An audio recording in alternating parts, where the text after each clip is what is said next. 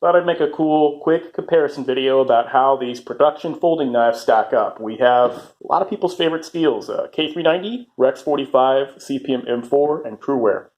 Now, right now they're arranged in order of wear resistance. K390 will be the most wear resistant. It'll outcut the CPM Rex 45. Rex 45 will outcut the CPM M4. And this M4 will outcut this stuff right here, this Cruwear. Now we're factoring in, these are the production geometries and heat treats. Any of these can be anywhere on any place on here, depending on heat treat geometry, how they're being used, the controlled cut testing, the edges that are put on there, etc. So we could play fucking games all day, but this is basically how they stack up out of the box, if you want to say so. Realistically though, any of these knives, you need to be putting your own edges on them. You should not be using the factory edges. You should be putting your own edge on there, and then you should form your opinion about what these steels can do. Now, like I said, these are arranged in order of wear resistance. And you can see I have S30V over here. S30V will be more wear resistant than Cruwear, but not as wear resistant as M4. You can see I have S110V here. S110V will be more wear resistant than the M4 and Rex 45, okay? But not as wear resistant as the K390. Now, for some people, they'll be like, well, why do you have the Rex 45 over the CPM M4? The spec sheet shows that this will not be as wear resistant and it doesn't have as much carbide volume. Well, the reason why is because this is significantly harder. Okay, so this guy is significantly harder than this guy right here, and that's what gives this the edge over a steel M4 is technically has more carbide volume. So it should outcut the Rex 45. Rex 45, though, has a higher hardness.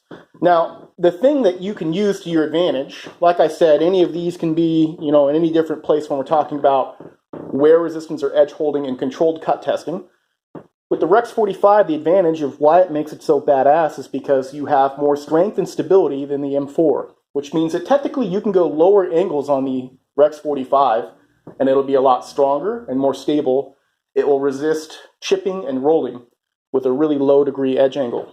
And so you can make this shit hot rod, That's why I bought this. I bought this for a regrind, which we're going to do and sell. But that's the idea with this stuff right here, okay? Is that you can take advantage of the properties of the Rex 45 and really make it smoking.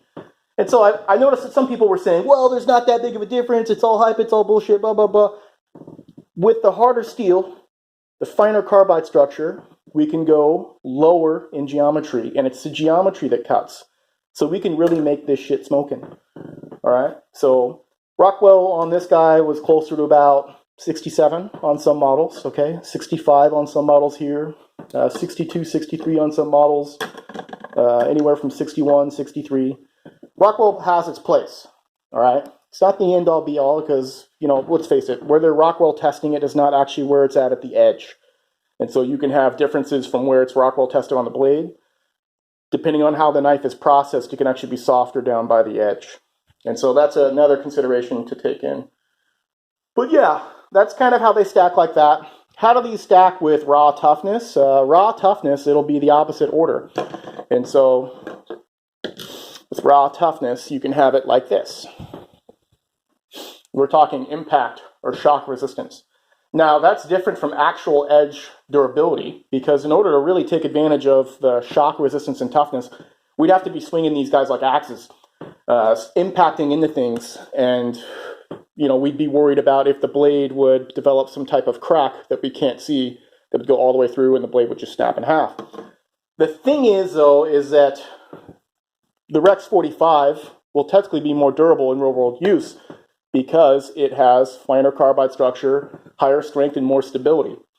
And so at the edge, you'll resist compressive forces more, and you'll notice that in real world, this guy will actually be more durable versus the M4 will take some chipping and rolling damage.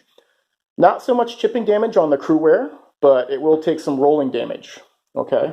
And in fact, we're kind of looking more like this.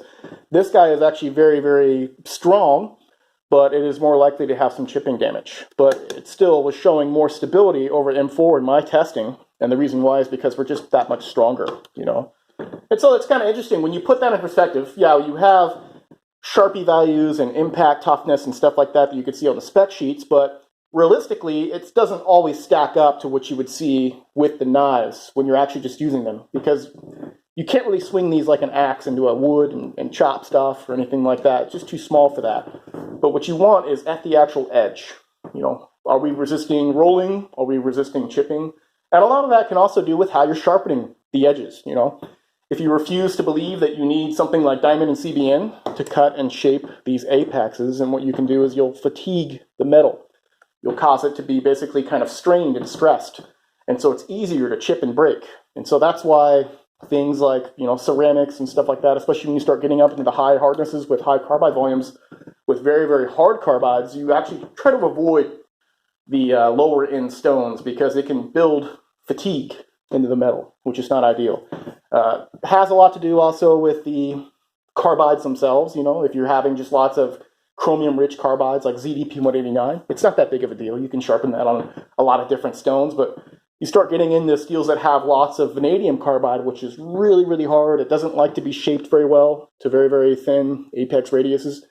Then you find you kind of get some fatigue, especially if the steel has a high volume of those vanadium carbides as well as a high matrix hardness. Okay, those two things, they cooperate together. They make the knife more wear resistant. They also make it resist being shaped well and make it more prone to fatigue if you're not using proper braces. That's why that's so important. And so I hope that kind of covers some of the breakdown, some of the details about these different guys right here. These are all just production knives, okay? Like I said in the beginning of the video, these can be any place on here depending on a lot of fucking factors. Who sharpened it? What abrasives did they use? What angle? Okay, what was the thickness behind the edge? What was the heat treat? High versus low? Was it cryoed? How was it processed through heat treat? How was it processed through grinding? All of these different fucking things, they play a much, much bigger role. They're very, very downplayed.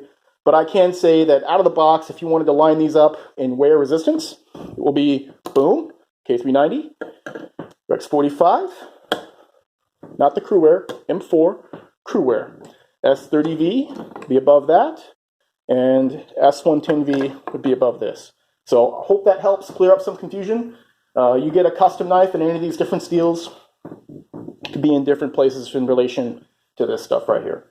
All right, guys, take it easy.